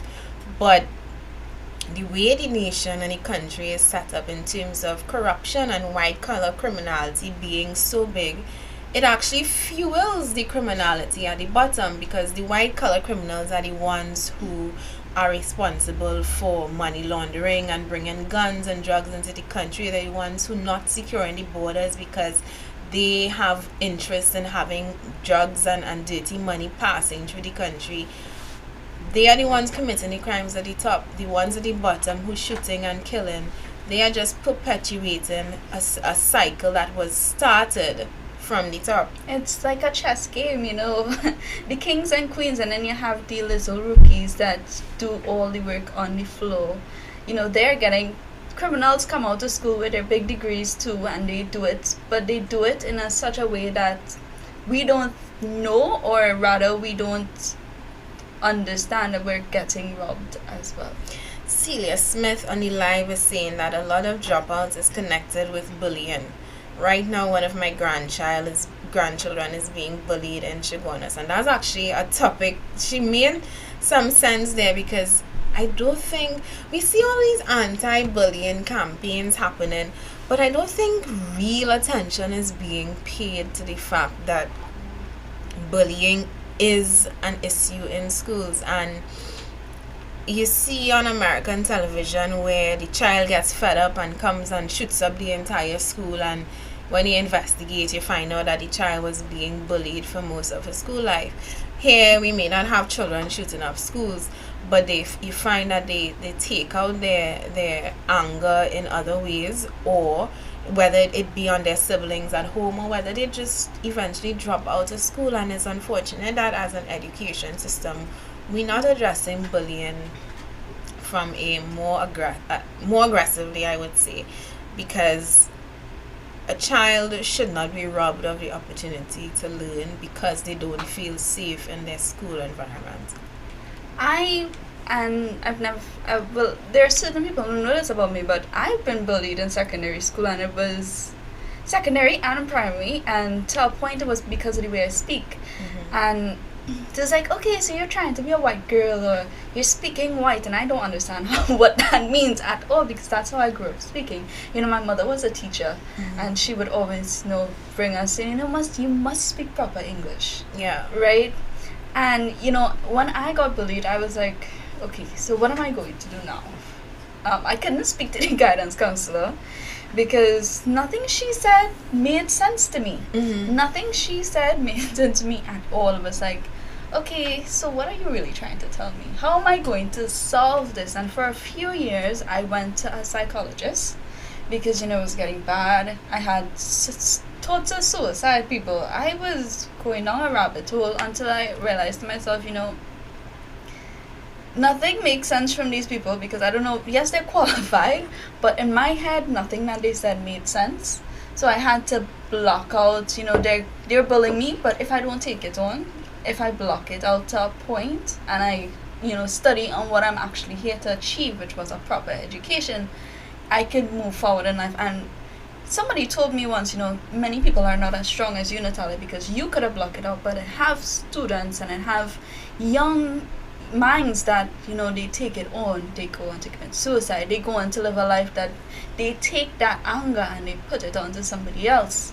Yeah, that's completely true. And what you said, not everybody can block it out. And in a case of bullying, you have to look and not just the person being bullied, but the person actually doing the bullying. Because 9 out of 10, I mean, my statistics may be off, but there's a big chance that child is seeing and witnessing violent or bullying behavior at home. His mother may be being hit by his father, or he may have an older sibling that is bullying him, or a relative, or in his community he is being bullied. A bully is somebody who does not know how to express their own emotions, their own feelings, and they emulate what they see and they take it out on other people. So I don't think, again, and this is where I say our schools, I don't believe they are equipped to deal with these things,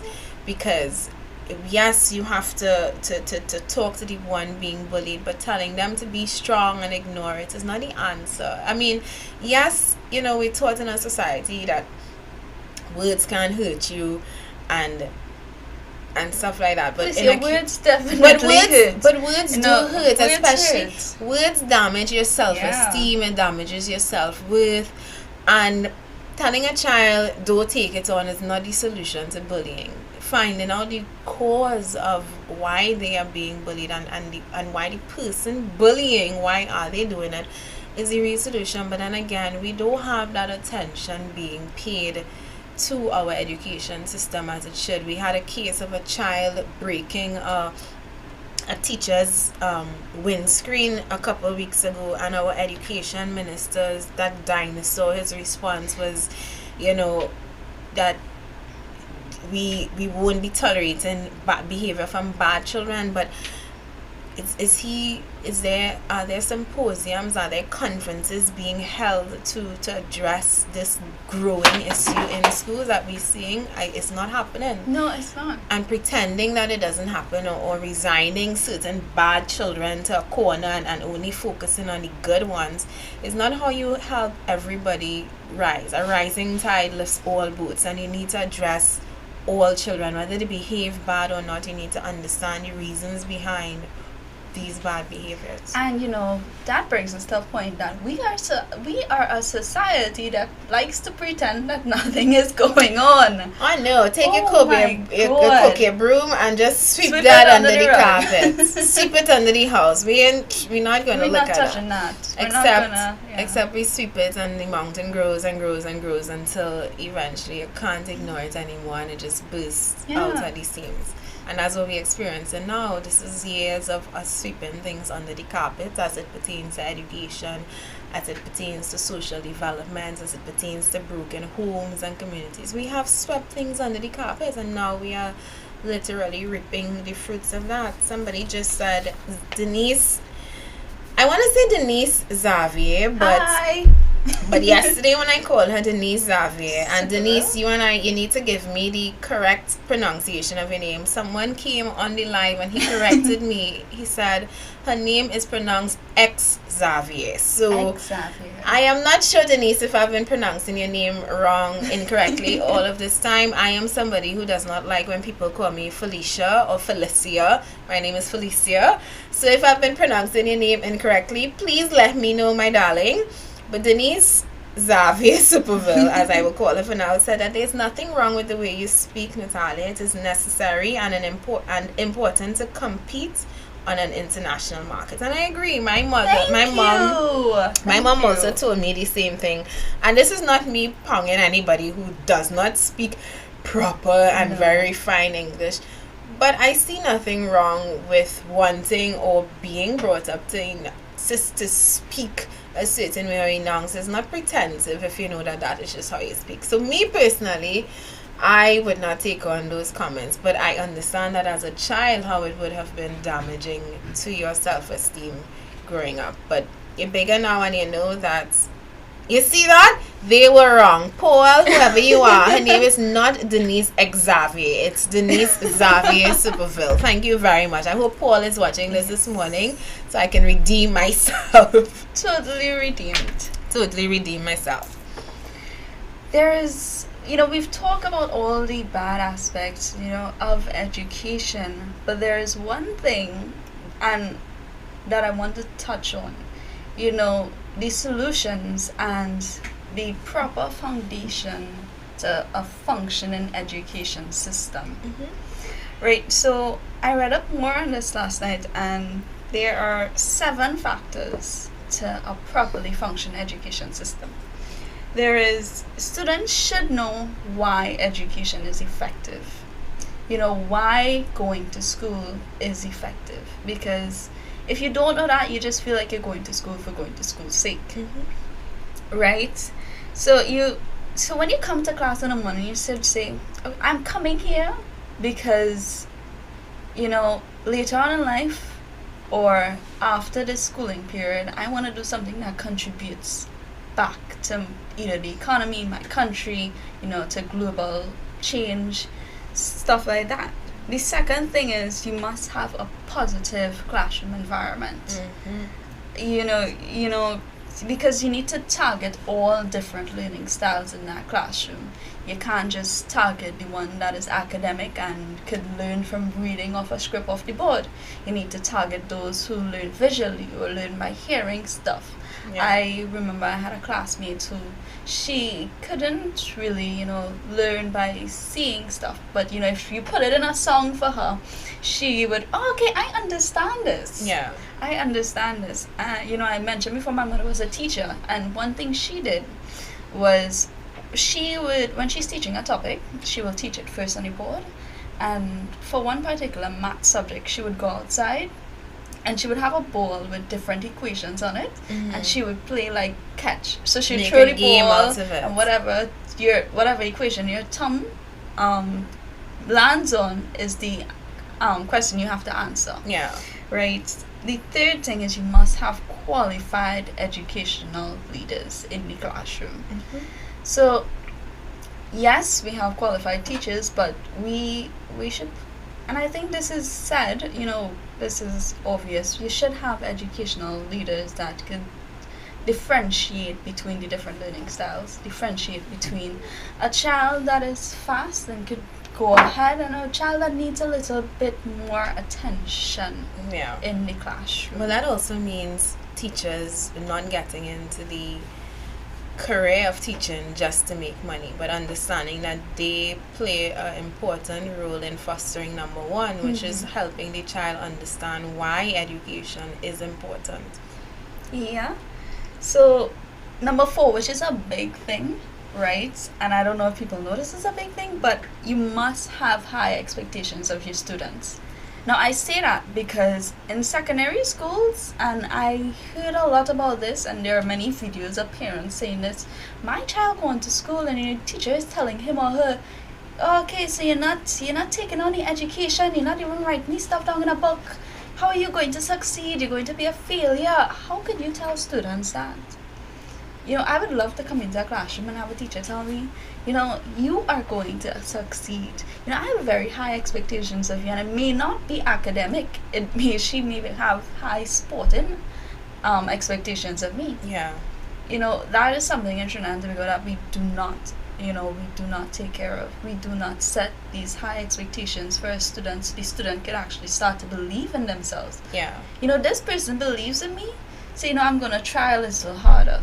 Try a little harder at woodworking, try a little harder at electrical, try a little harder at these things that we do not focus on. Yeah. Right? 5 is research and funding. And what they mean by that is you need to know what works for this school but doesn't work for that school. So, okay, this school is in a particular area and these 3 steps work. However, if we take this and we put this in Chaguanas, for example, it's not going to work. We need a different system, a different set of rules to play by in that school for it to function properly. The last 2 are monitoring student progress and other factors, right? Monitoring student progress meaning, we should be able to see that she was good for the past 3 years, but then when we switched her from, let's say, music to science, there was a dip. She learned maths really good, but when she reached Form 4, maths wasn't a big thing, but she excelled in English, which she didn't do before. You monitor student progress, you see how well they're doing in schools, you find out if there's an issue, you deal with that issue in that area where they falter. Yeah. Right? And other factors, as you rightly said, there is stuff happening at home, there's stuff with peer pressure, there are other things that hamper a proper, successful education system. There are, and it's a lot of those things are covered under, a progressive empowerment or our plan for education, particularly with the how children learn, and I think that one is very, very critical. This week I was fortunate. I visited my friend and she has a daughter, a 5-year-old daughter. She's in first year, and she was doing some mathematics, and I was able to help her with it, and it was fill in the blanks. So you got a word and she had to fill in the vowel that was missing for the word. So the word was cat, and she had to sound out which letter, insert which letter was missing. And I sat with her and she was struggling with one of the words, and I helped her sound it out. And after sounding it out, she was able to complete all of the entire table. And she told her mom the next day, she told her aunt the next day that she wished that Auntie Philly was her teacher. And my whole heart was just like that is so singing, and it wanted to melt because I love children, and I love the idea of helping them learn and helping them develop their minds and stuff. So maybe I should have been a teacher, who knows. Yes, but I can totally see that. By you the could way. totally see me as a teacher. I just get the little teacher glasses. Yes. But again, it pointed out to the fact that helping them learn in a different way, because I helped her sound it out, and because she wanted to put a different letter there, and giving her that personal time and attention. I know in a classroom environment, a teacher can't sit down and give each child that personal attention. But it does point to the fact that maybe we need smaller classrooms, and cramming 30 and 35 children in a classroom is not good for our education system, particularly when you have those schools in high-risk areas where the children need that individual attention. That's what we need. Or, as Denmark does, they have 3 teachers in one classroom. 3. Imagine 3 teachers in one classroom. Now, it's not a bad thing. It's just that if you have 3 teachers in a class, I can guarantee you, each and every student will have some amount of individual attention given to them, and they'll be able to understand better what is going on in the classroom, and not looking at the board like, okay, I think I understand, but I don't know if I understand, but I'm just going to stay quiet. Yeah. Because you have somebody coming around, hi, how are you? Are you okay? Do you understand this? I sometimes, I wish I had that. I wish I had somebody because there are times, and this is me being very honest, there are times I would sit down in an ad maths class and be like, what is going on? And then another thing we have in Trinidad and Tobago is that there are students that will sit there, like me in particular, I would sit there, I would not understand, and I wouldn't want to be the first one to ask. Even though I know there are other people around me that have no clue what's going on in class, I wouldn't want to be the first one that asks. There's also something that I believe we have to look into, which is this whole culture of lessons. And I experienced it. I know we're running out of time. It's 8 o'clock already, 8:01. But I experienced it when I was a child in school that, they would send you for lessons. And I never understand, what is it about lessons that gives you that? What is it about lessons that you learn there but not in the classroom? And does that mean, is that a way of us admitting that, the Our education is system not failed. adequate? Yeah. And I hear, it's still going on now. You hear from the tiny child hit standard 3, parents scrambling to find the best lessons teachers. And I think that's an indication that, that exactly what we're saying. Because in lessons, usually what happens is you learn a little bit differently. They teach you a little bit differently. Oddly enough, it's usually the same teacher in your classroom who's Oddly giving you enough. the lessons. So it's crazy that when you pay a little bit extra, you can learn a little bit more. We need to find a way to replicate that extra lessons that we give to children and apply it to the classroom setting, so that those who can't afford lessons can also have the opportunity, to learn. Yeah. Well, Felicia, it was so nice co-hosting with you today. It was. And, I look forward to doing this next week with either Lima here or have you back as my co-host. I think It y'all was just so- love me and y'all want me on the Yes. show, and y'all don't like me It- to get additional sleep on a Friday. But that's alright. I love doing this to my fun. girls. Thank you. Shake on it. Shake. It was a pleasure being here. Yes, and I look forward to seeing you guys here back next week Friday on the youth segment with me, Natalia Moore. See you next week. Bye. Trinidad and Tobago is in a crisis. For far too long, our people have been abused and silenced by our politicians and the business elite. Just look around you. People are losing their jobs. Crime is at an all-time high. Our justice, education, and health systems have failed. We all know the truth behind all that is wrong in our country.